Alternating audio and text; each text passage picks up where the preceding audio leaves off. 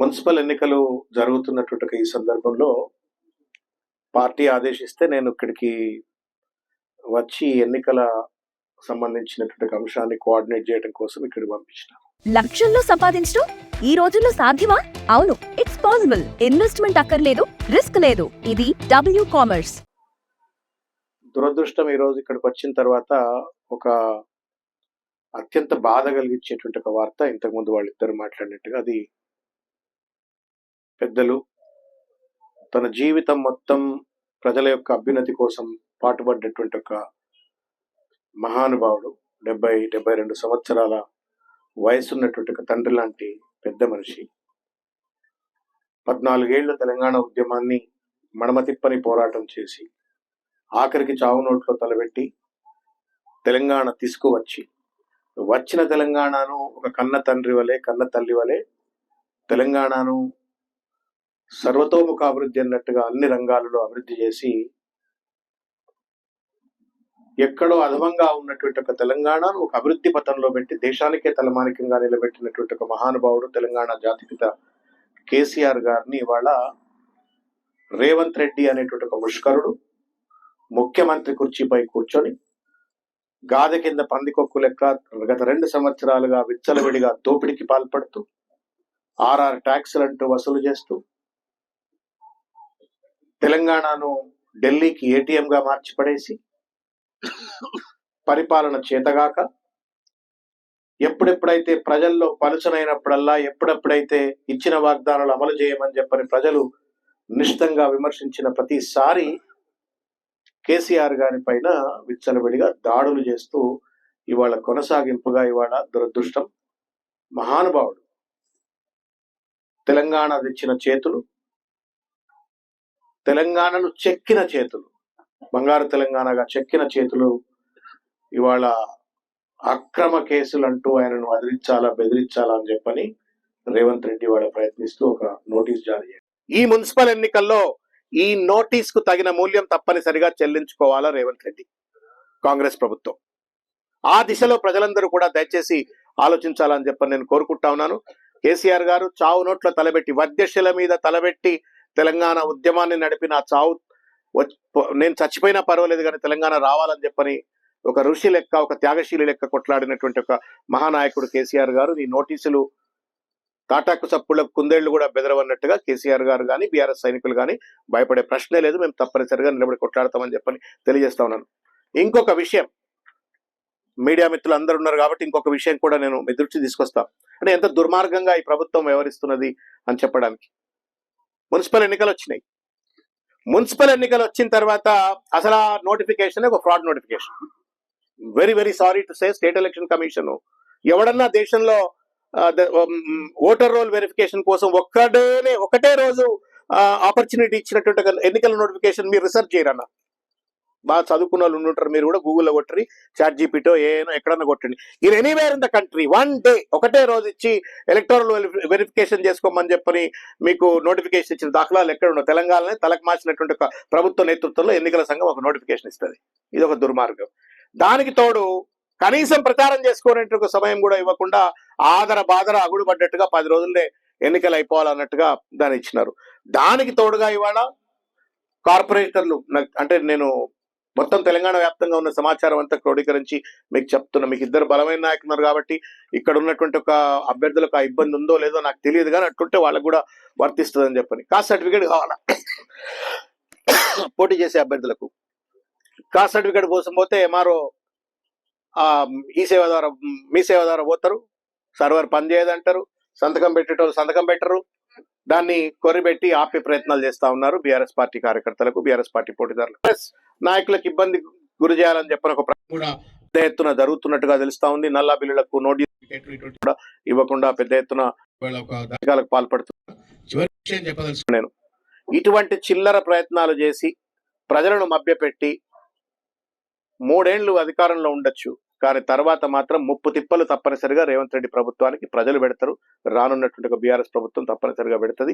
ఈ దాష్టికాలకు తగిన ఫలితం అనుభవించాల్సి వస్తుందని చెప్పని తెలియజేస్తుంది. It's a black day. Telephone tapping case అనేది ఒక ఫ్యాబ్రికేటెడ్ కేసు. ఒక ఫ్రాడ్యులెంట్ ఎవిడెన్సెస్ అన్నిటినీ కూడా క్రోడీకరించి కోర్టులను తప్పుదోవ పట్టిస్తూ దేశంలో ఇంతవరకు ఒక్క కేసుకు 2 సిట్టులు ఎవడు వేయలే, తలకు మార్చినోడు ఎవడు వేయలే. ఒక రేవంత్ రెడ్డి ప్రభుత్వం మాత్రమే, ఈ కేబినెట్ మాత్రమే వేసింది.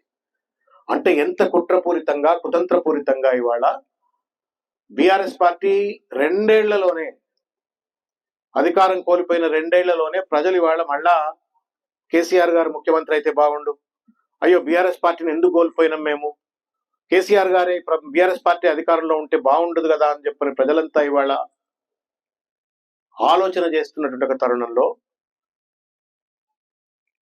చిన్న గీత పక్కన పెద్ద గీత గీసినట్టుగా ఇవాళ కేసీఆర్ గారిని బదనాం చేయటం మాత్రమే లక్ష్యంగా పెట్టుకొని ఇవాళ ఈ యొక్క టెలిఫోన్ ట్యాపింగ్ కేసును పరిశీలి చేస్తా ఉన్నాడు. మీరు అందరూ గమనించే ఉంటారు, అధికారంలోకి వచ్చిన కొత్తలో ప్రజాపాలన అన్నారు, పారదర్శక పాలన అన్నారు, అడ్డమైనటువంటి ఒక వాగ్దానాలు అన్ని చేసినారు, 420 వాగ్దానాలు చేసినారు. ఏది అమలు చేయట్లేదు. ఏది అమలు చేయకపోగా పనిగట్టుకొని ప్రతిరోజు పాడిందే పాట, పెద్ద మనిషి ఉంటాడు, పాడిందే పాట పాడేట ఆయన. ఆ పెద్ద మనిషి లెక్క మొదటి అసెంబ్లీలో కేసీఆర్ గారు రాష్ట్రాన్ని అప్పుల కుప్పగా మార్చేసినారు. నేను లంక బిందెలు ఉంటాయి అనుకొని వస్తే ఖాళీ కుండలు కనబడుతున్నాయని చెప్పని చిల్లర మల్లరగా మాట్లాడి రాష్ట్రమే అధోగతి పాలైంది ఆర్థికంగా అని చెప్పని కొన్ని రోజులు నడిపాడు. దాని తర్వాత కాళేశ్వరం కూలిపోయింది, 1,00,000 కోట్ల అవినీతి అని చెప్పని కొన్ని రోజులు కాలయాపన చేసిండ్రు. ఘోష్ కమిషన్ అని చెప్పని ఒక కమిషన్ వేసి ఆ కమిషన్ ద్వారా ఏమీ తేలకపోయేటప్పటికీ తను చేసేది ఏం లేదని చెప్పని ఏదో నేను ఢిల్లీకి పంపించిన, సిబిఐ పంపించిన, వాడు కూడా ఏం చేస్తలేడు, నేనేం చేయలే, వాడేం చేయలేని చెప్పని అట్లా కాలయాపన చేసిండు. తర్వాత విద్యుత్ కొనుగోళ్ల ఒప్పందాలని చెప్పని కేసీఆర్ గారిని బదనాం చేసేటువంటి ఒక ప్రయత్నం చేసిండ్రు.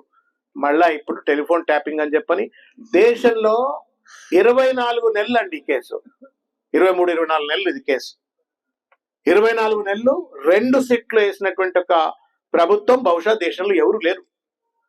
కేవలం కుట్రపూరితంగా కుతంత్రపూరితంగా ఒక కక్ష సాధింపు చర్యతోటి, ఇంతకుముందు ప్రవీణ్ కుమార్ గారు చెప్పినట్లుగా తాను జైలుకు పోయిండు కాబట్టి తా చెడ్డ కోతి వనమెల్లా తెచ్చే అని చెప్పని, నేను చెడిపోయినా కాబట్టి అందరూ కూడా చెడిపోయినట్టుగా ప్రజలు అనుకోవాలని చెప్పని బట్టగాల్చి మీద వేసినట్టుగా ఒక తప్పుడు కేసును సృష్టించి వాళ్ళ సాక్షులను బెదిరించి, పోలీస్ అధికారులను బెదిరించి, ఇష్టం వచ్చినట్టుగా ఇవాళ ఒక దాష్టికానికి పాల్పడుతూ ఒక నియంతృత్వ రాజ్యాన్ని వాళ్ళ రేవంత్ రెడ్డి కొనసాగిస్తూ ఆఖరికి తెలంగాణ తెచ్చినటువంటి ఒక పెద్ద మనిషికి, పెద్ద ఆయనకి వాళ్ళ నోటీసులు ఇచ్చి వాళ్ళ పోలీసు స్టేషన్ కు రమ్మని పిలిచినవే, ఈ పాపం పండదా రేవంత్ రెడ్డి గారు?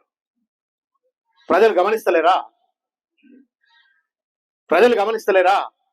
జీవితం అంతా కొట్లాడి తెలంగాణ తీసుకొచ్చి వచ్చిన తెలంగాణ భారతదేశానికి తలమానికంగా అభివృద్ధి చేసి అన్ని రంగాలలో, అది సాగునీరైనా, తాగునీరైనా, ఆర్థికంగానైనా, సంక్షేమంలోనైనా బహుశా భారతదేశంలో ఎవరు అనుకోనటువంటి ఒక అద్భుతమైనటువంటి పథకాలను కల్పన చేసి, రూపకల్పన చేసి, అమలు చేసి తెలంగాణను అత్యంత అద్భుతంగా అభివృద్ధి చేస్తే ఆధారాలు లేవు, సాక్ష్యాలు లేవు, పుక్కిటి పురాణాల లెక్క అడ్డమైనటువంటి ఒక రీతిలో దొంగ డాక్యుమెంట్లను సృష్టించి కోర్టులను తప్పుదోవ పట్టించి వాళ్ళ ఆఖరికి హరీష్ రావు గారికి నోటీసులు ఇచ్చినారు, కేటీఆర్ గారికి నోటీసులు ఇచ్చినారు, తర్వాత సంతోష్ రావు గారికి నోటీసులు ఇచ్చినారు, ఇవాళ కేసీఆర్ గారికి కూడా నోటీసులు ఇచ్చి ఇవాళ కక్ష సాధింపు, ఒక సాడిస్ట్ అంటాం కదా మనం, ఇవాళ ఒక సాడిస్ట్ ముఖ్యమంత్రి తెలంగాణలో పనిచేస్తూ ఇచ్చిన వాగ్దానాలు అమలు చేయమంటే అవి చేయకుండా ఇవాళ ఒక సాడిస్ట్ లెక్క ఇవాళ పరిపాలన కొనసాగిస్తూ కేసీఆర్ గారి పైన కక్ష సాధింపు చర్యలకు పాల్పడతా ఉండు. సూర్యుడి పైన ఉమ్మేస్తే ఏమవుతుంది? ముఖం మీద పడుతుంది. ఇవాళ ప్రజలు గమనిస్తా ఉన్నారు. మొత్తం కూడా చేతగానోడికి చెల్లని రూపాయి గీతలు ఎక్కువ అంటారు కదా. పరిపాలన చేతనైతే సంపద సృష్టిస్తాడు, సంపద పంచుతాడు. చేతగానోడు కాళేశ్వరం ప్రాజెక్టులో 2 పియర్స్ కూలిపోతే రిపేర్ చేసే దమ్ము లేనివాడు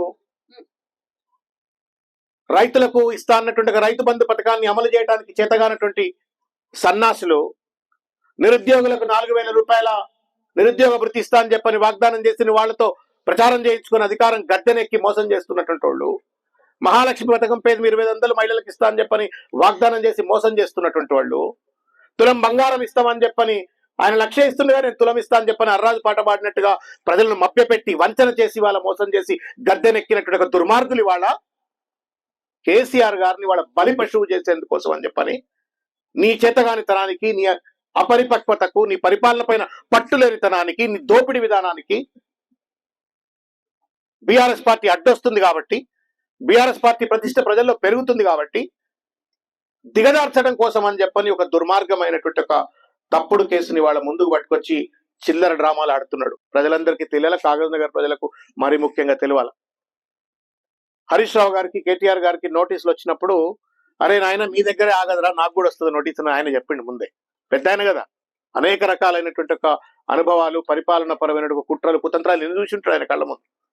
అరే ఈ లఫంగ్ ఇక్కడనే ఆగడు, నాకు కూడా నోటీస్ వస్తుంది, మీరు ఎవ్వరు బేంబేలు పడకుర్రా భయ్, మీరు కూడా ఆగం కాకురి, నాకు నోటీస్ వస్తే కూడా మీరేం బేంబేలు పడకురి, నాకు నోటీస్ వస్తుంది. మనం ప్రజాస్వామ్యాన్ని నమ్ముకున్న వాళ్ళం, రాజ్యాంగాన్ని నమ్ముకున్నటువంటి వాళ్ళం, చట్టాన్ని నమ్ముకున్నటువంటి వాళ్ళము. ఎన్ని నోటీసులు వచ్చినా అదిరే లేదు, బెదిరేది లేదు, ప్రజాస్వామ్యబద్ధంగా చట్టబద్ధంగా మేము ఎదుర్కొందాం అని చెప్పని వాళ్లకు ధైర్యం చెప్పిండు. ఇవాళ అదే ధైర్యంతో తప్పనిసరిగా ఎంక్వైరీకి సహకరిస్తారు. But the fact of the matter is, ప్రభుత్వం లెక్క ఉండాలి, ఫ్యాక్షన్ మనస్తత్వంతో వ్యవహరించొద్దు కదా. ఇవాళ రేవంత్ రెడ్డి ఒక రాయలసీమలో ఎప్పుడో ఫ్యాక్షనిజం ఉంది అని చెప్పని నుండొచ్చు మనం. ఇవాళ ఫ్యాక్షన్ మనస్తత్వంతో ప్రభుత్వాన్ని నడుపుతా ఉన్నాడు. కక్ష సాధింపు, కుట్ర, కుతంత్రం, దోపిడీ. తాను దోపిడీ చేసింది కాక నన్ను అడగొద్దు అంటున్నాడు. మళ్ళీ అడిగిన వాళ్ళ పైన కేసులు పెడతారట, అడిగిన వాళ్ళ పైన పోలీసులతో అణచివేతకు గురి చేస్తారట, దాడులు చేయిస్తారట. ఈ రకంగా ఆఖరి కేసీఆర్ గారి మెడకు ఉచ్చు బిగించి తానేదో గొప్ప మొనగాడైనట్టుగా ఇవాళ ఒక సాడిస్ట్ లెక్క సంతోషపడేట ప్రయత్నం చేస్తా ఉండు. నేను కాగజ్ నగర్ ప్రజలకు కూడా నేను చేతులెత్తి నమస్కారం చేసి విజ్ఞప్తి చేస్తా ఉన్నా. ఈ పద్ధతిలో తెలంగాణ సాధకుడి పైన, తెలంగాణ జాతిపిత పైన కక్ష బట్టి వాళ్ళ ఈ ప్రభుత్వం చేస్తున్నటువంటి ఒక దాష్టికానికి మనం ఇచ్చేటువంటి ఒక జవాబు ఎట్లుండాలంటే మూతోడు జవాబు ఉండాలి. ఆ మూతోడు జవాబు ఏంటి అంటే, మున్సిపల్ ఎన్నికల్లో ప్రజలను తప్పుదో పట్టించేందుకు ఇంతకుముందు పెద్దలు కోనేరు కోనప్ప గారు చెప్పినట్లుగా 9 బ్లాక్ సంబంధించిన వేల కోట్ల రూపాయల టెండర్ బామర్ది కట్టబెట్టింది. ఒక అడ్డమైనటువంటి ఒక system, site inspection visit certificate అని చెప్పని ఒక అడ్డమైన సిస్టమ్ పట్టుకొచ్చి మైనస్ కు పోయేటువంటి ఒక టెండర్లను ప్లస్ 30, 7, 15, 20, 30% వరకు తీసుకెళ్ళి బామర్దులకు కట్టబెట్టిండు అని చెప్పని బీఆర్ఎస్ పార్టీ హరీష్ రావు గారి యొక్క నేతృత్వంలో బయట పెడితే, ద నెక్స్ట్ డే ఇవాళ పొద్దుగాల 11 గంటలకు ప్రెస్ మీట్ పెడితే రాత్రి 11 గంటలకు నోటీస్ వచ్చింది. ఫాలోడ్ బై కేటీఆర్ గారికి నోటీస్, ఫాలోడ్ బై సంతోష్ గారికి నోటీస్, ఫాలోడ్ బై కేసీఆర్ గారికి నోటీస్. అంటే నీ దోపిడీని ప్రశ్నించొద్దా? నీ దాష్టికాలను ప్రశ్నించొద్దా? అటు 9 బ్లాక్ కుంభకోణాన్ని బయట పెట్టినందుకు కక్ష సాధింపు చర్యగా ప్రజల్లో చర్చ జరుగుతుంటే దాని నుండి దృష్టి మళ్లించేందుకు, మున్సిపల్ ఎన్నికల్లో మొత్తం పార్టీ అంతా కూడా కేసీఆర్ గారు నోటీస్ వచ్చిందని చెప్పని ఒక భావోద్వేగాలకు గురైపోయి ఎన్నికలను పట్టించుకోరు, నేను ఈ సందట్లో సడేమియా లెక్క నేను పోలీసులను వాడుకుంటా, ప్రభుత్వ యంత్రాంగాన్ని వాడుకుంటా, నేనేదో అధికారం దొబ్బిపోతా అని చెప్పని కలలు కంటుందేమో ఈ ప్రభుత్వం. కానీ కర్రు కాల్చి వాత పెట్టడానికి మొత్తం యావత్ తెలంగాణ ఇవాళ సిద్ధంగా ఉంది. కాగజ్ నగర్ ప్రజలు కూడా బహుశా సిద్ధంగా ఉన్నట్టుగానే నాకు కనబడతాం. కేసీఆర్ గారు, కేటీఆర్ గారు అద్భుతంగా అర్బన్ డెవలప్మెంట్ ను సాధించినట్టు ఒక మహానుభావం. నేతృత్వం మొత్తం తెలంగాణ ప్రాంతంలో ఉన్నట్టు అన్ని మున్సిపాలిటీలు కూడా ఒక మోడర్న్ అర్బన్ సెంటర్స్ గా డెవలప్ అయినాయి. ఇవాళ ఈ 2 సంవత్సరాలుగా అనేక రకాలైన ఇబ్బందులు, నిధుల కొరత కావచ్చు, లేకపోతే సిబ్బంది కొరత కావచ్చు, పూర్తి స్థాయిలో అడ్మినిస్ట్రేషన్ అంతా కూడా కొలాప్స్ అయిపోయింది. ఎందుకంటే మున్సిపల్ మినిస్టర్ రేవంత్ రెడ్డి హైదరాబాద్ నే ఆగం చేసి పడేసిండు. GHMC was global city, global brand ఉండే, దాన్ని ఆగం చేసి పడేసిండు. మున్సిపాలిటీస్ ఆగం చేసి పడేసిండు. ఇవాళ మళ్ళా నాకు ఓటేయండి అని చెప్పని ముందుకొస్తూ ఇవాళ తప్పుడు నోటీసులతోటి బీఆర్ఎస్ ను బెదిరించాలని చెప్పని ప్రయత్నం చేస్తా ఉన్నారు. కాబట్టి కాగజ్ నగర్ ప్రజలారా మీకు చేతులెత్తి నమస్కారం చేసి విజ్ఞప్తి చేస్తా ఉన్నాను. ఇవాళ మరొక్కసారి ఆలోచించి బీఆర్ఎస్ పార్టీ నాయకత్వాన్ని, బీఆర్ఎస్ పార్టీ అభ్యర్థులుగా వచ్చేటువంటి వాళ్ళను ఆశీర్వదించాలని చెప్పని హృదయపూర్వకంగా కోరుకుంటూ, ఈ యొక్క దుర్మార్గమైనటువంటి నోటీస్, కేసీఆర్ గారికి ఇచ్చిన నోటీసును మేము తీవ్రంగా ఖండిస్తా ఉన్నాము. ఇటువంటి నోటీసులు ఎన్నొచ్చినప్పటికీ కూడా అదిరేది లేదు, బెదిరేది లేదని చెప్పని మరొకసారి కాగజ్ నగర్ సాక్షిగా తెలంగాణ సమాజానికి తెలియజేస్తా ఉన్నాం. Thank you. మీరు స్టోర్ క్రియేట్ చేసి లింక్ లేదా క్యూఆర్ ని షేర్ చేస్తారు, కస్టమర్ ఆర్డర్ ప్లేస్ చేస్తారు, డెలివరీ, రిటర్న్స్, రిఫండ్స్ అన్ని ప్లాట్ఫామ్ హ్యాండిల్ చేస్తుంది. గౌరవనీయులు, మేధావి, తెలంగాణ పోరాట యోధులు, MLC professor doctor Dasoju Shravan గారికి, కోనేరు కోనప్ప గారికి, మిగతా నాతో పాటు వేదిక మీద ఉన్న సీనియర్ నాయకులకు, మరి ముఖ్యంగా మీడియా మిత్రులకు అందరికి కూడా జై తెలంగాణ. మరి మిత్రులారా, ఈరోజు చాలా బాధాకరమైన రోజు. తెలంగాణ వచ్చుడో కేసీఆర్ సచ్చుడో అన్న ఒక విప్లవాత్మకమైన నినాదంతో 4 కోట్ల మంది తెలంగాణ ప్రజలను ఉత్తేజపరిచి అసాధ్యం అనుకున్న తెలంగాణ కళను సుసాధ్యం చేసిన కేసీఆర్ గారికి ఈరోజు అదే తెలంగాణ రాష్ట్రంలో రేవంత్ రెడ్డి పాలనలో మరి తెలంగాణ పోలీసులు తెలంగాణ సాధకులైన కేసీఆర్ గారికి, తెలంగాణ తొలి ముఖ్యమంత్రి అయిన కేసీఆర్ గారికి పోలీస్ స్టేషన్ కు రమ్మని నోటీస్ ఇవ్వడం నిజంగా చాలా చాలా బాధాకరమైన విషయం. ఈరోజు ట్యాపింగ్, నిజానికి ట్యాపింగ్ చట్టబద్ధమని 1885 సంవత్సరంలోనే telegraph act, Indian telegraph act section 5 clause 2లో చాలా స్పష్టంగా చెప్పబడ్డప్పటికీ కూడా సాక్షాత్తు దేశ దివంగత ప్రధాని డాక్టర్ మన్మోహన్ సింగ్ గారు పార్లమెంటు వేదికగా టెలిఫోన్ ట్యాపింగ్ దేశ భద్రత కోసం, మనీ లాండరింగ్ ఆపడం కోసం, పన్నుల ఎగవేతను ఆపడం కోసం అని చెప్పినప్పటికీ, అదే విధంగా నేడు తెలంగాణ ముఖ్యమంత్రి రేవంత్ రెడ్డి ప్రమాదవశాత్తు ముఖ్యమంత్రి అయి తెలంగాణకు ఒక మారిన రేవంత్ రెడ్డి కూడా ఢిల్లీ చాట్ లో ట్యాపింగ్ చట్టబద్ధమే, ట్యాపింగ్ జరుగుతూనే ఉంటదని చెప్పినప్పటికీ కూడా దౌర్జన్యంగా చాలా వివక్షతోని మొదటి దాంట్లో ఏమీ తేలనప్పటికీ మళ్ళీ కొంతమంది ఐపీఎస్ ఆఫీసర్లతో 2వ సిట్టు వేసి ఈరోజు కేటీఆర్ గారిని, హరీష్ రావు గారిని, ఇంకా చాలా మంది సీనియర్ నాయకులకు నోటీసులు ఇచ్చిన వాళ్ళను సాక్షులుగా చెప్పి 9 గంటల పాటు పోలీస్ స్టేషన్లలో చిత్రహింసలు పెట్టి మానసికంగా కుమ్మిడి తీసే ప్రయత్నం రేవంత్ రెడ్డి గారు చేస్తున్నారు. తెలంగాణ సాధకులు, తెలంగాణ జాతిపిత మరి కేసీఆర్ గారికి కూడా ఈ రోజు నోటీసులు ఇవ్వడం జరిగింది. హైదరాబాద్ లో పోలీస్ స్టేషన్ కు రమ్మని రావడం జరిగింది, ఇవాళ పిలవడం జరిగింది. అంటే తెలంగాణలో ఈ కక్షపూరిత రాజకీయాలు రేవంత్ రెడ్డి ఏ విధంగా చేస్తున్నారు అనేది తెలంగాణ ప్రజలకు చాలా క్లియర్ గా అర్థం కావాలి. నిజానికి సిట్టు వేయాల్సింది ఎవరి మీద, నోటీసులు ఇవ్వాల్సింది ఎవరికి?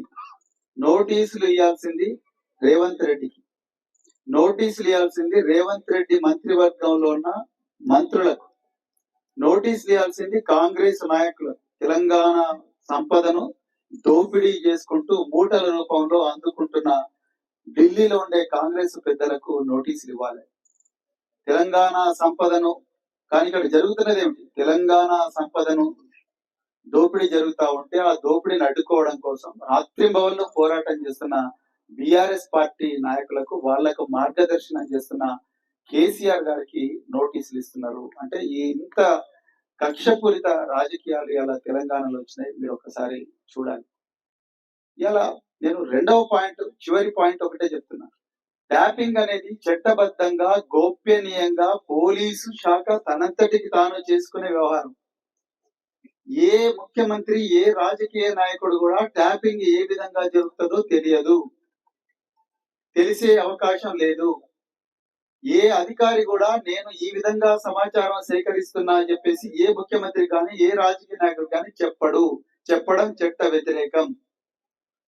అలాంటప్పుడు కేసీఆర్ గారికి నోటీసులు ఇవ్వడం ఏంటి? అలాంటప్పుడు హరీష్ రావు గారికి నోటీసులు ఇవ్వడం ఏంటి? అలాంటప్పుడు కేటీఆర్ గారికి నోటీసులు ఇవ్వడం ఏంటి? సంతోష్ రావు గారికి నోటీసులు ఇవ్వడం ఏంటి?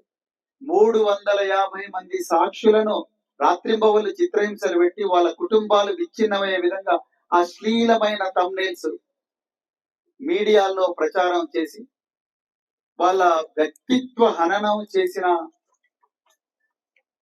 కూడా మరి ఈ రోజు వాళ్ళకు ఈ పొలిటీషియన్స్ పేర్లు ఎక్కడ కూడా రాలేదు. కానీ కసితోని ఎట్లన్నా చేసి, నేను గతంలో జైలుకు పోయినా కాబట్టి 50 రోజులు 60 రోజులు ఓటుకు నోటు కేసులో దొంగతనంగా నేను ఓట్లు కొనుక్కుంటుంటే లంచం ఇస్తుంటే పట్టుబడ్డా కాబట్టి ఆ కసితోని ఈరోజు కేసీఆర్ కుటుంబాన్ని కూడా జైలుకు పంపించాలన్న కక్షతోని ఈర్ష్యతోని ఇవాళ రేవంత్ రెడ్డి గారు ఈ పని చేస్తా ఉన్నారు. చివరిగా ఒక్కటే చెప్తున్నా, రేవంత్ రెడ్డి గారు మీ ప్రభుత్వం రోజులు దగ్గర పడ్డాయి. గతంలో పంచాయతీ ఎన్నికల్లో ఏ విధంగా అయితే మీ పార్టీకి బుద్ధి చెప్పినరో ప్రజలు, ఇప్పుడు మున్సిపల్ ఎన్నికల్లో కూడా అదే బుద్ధి చెప్తున్నా. అంతకన్నా ఘోరంగా మీ దోపిడి కొట్టాలను దగ్ధం చేయబోతా ఉన్నారు, మిమ్మల్ని గద్దె దించబోతా ఉన్నారు, మీకు మూతోడ్ జవాబు ఇవ్వబోతా ఉన్నారు. అందుకొరకే నేను మళ్ళీ తెలంగాణ ప్రజలందరినీ కూడా గుర్తించాలని చెప్పి కోరుతా ఉన్నా. కేసీఆర్ గారు తెలంగాణ సాధకులు.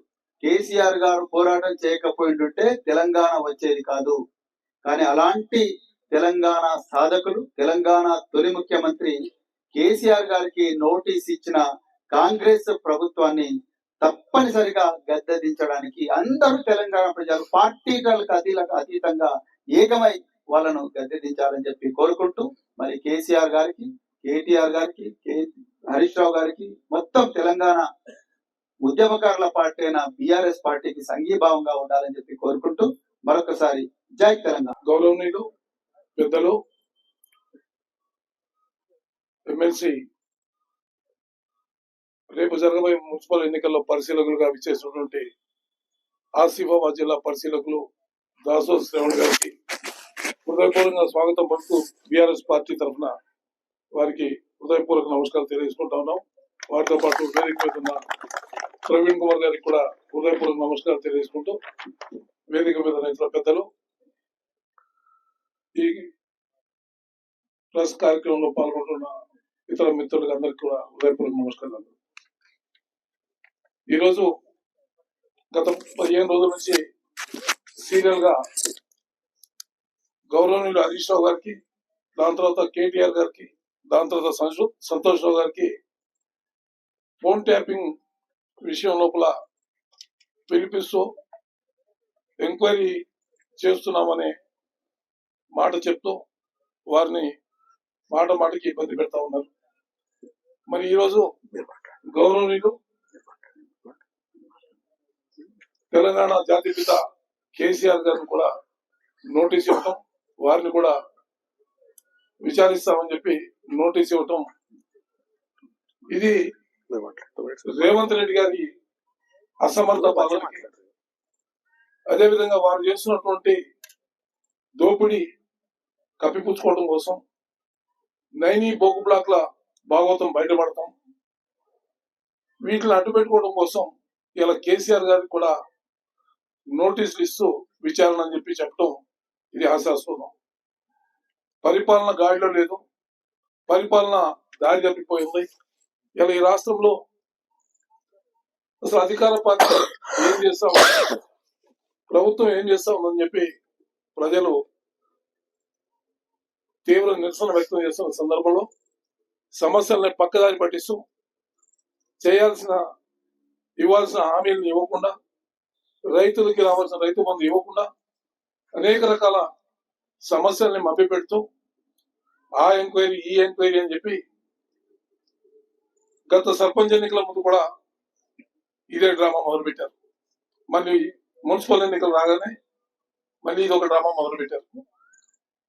అందుకే మేము తీవ్ర నిరసన వ్యక్తం చేస్తూ, మీ పరిపాలన బాగు చేసుకోండి, ప్రజలకి కావాల్సిన సౌకర్యాలు, మీరు ఇచ్చిన హామీలు అమలు చేయండి అని చెప్పి మేము కోరుతా ఉన్నాం. మాయ మాటలు చెప్తూ వాళ్ళ కేసీఆర్ గారిని ఏదో చేద్దామని చెప్పి, కేసీఆర్ గారిని అవాస్పాలు చేయాలని చెప్పి ప్రయత్నం చేయటం ఇది సరైనది కాదని చెప్పి మేము తెలియజేస్తా ఉన్నాం. ఇలా యావత్ ఆసిఫాబాద్ కుమరం భీమ ఆసిఫాబాద్ జిల్లా యావత్ ప్రజానీకం దీన్ని తీవ్రంగా ఖండిస్తూ, కేసీఆర్ గారిని మీరు ఏదైతే అనుకుంటా ఉన్నారో ప్రజలకు పూర్తిగా అర్థమైంది. మీ విఫలమైన పరిపాలన కప్పిపుచ్చుకోవడానికి అన్ని చేస్తా ఉన్నారు. హోమ్ మేకర్ అయినా, కంటెంట్ క్రియేటర్ అయినా, కిరాణా షాప్ ఓనర్ అయినా అందరికీ సమాన అవకాశం. భారతదేశం మొత్తం మీద దాదాపు 25,000 మందికి పైగా WCommerce తో స్టోర్స్ నడుపుతున్నారు. Visit www.wcommerce.store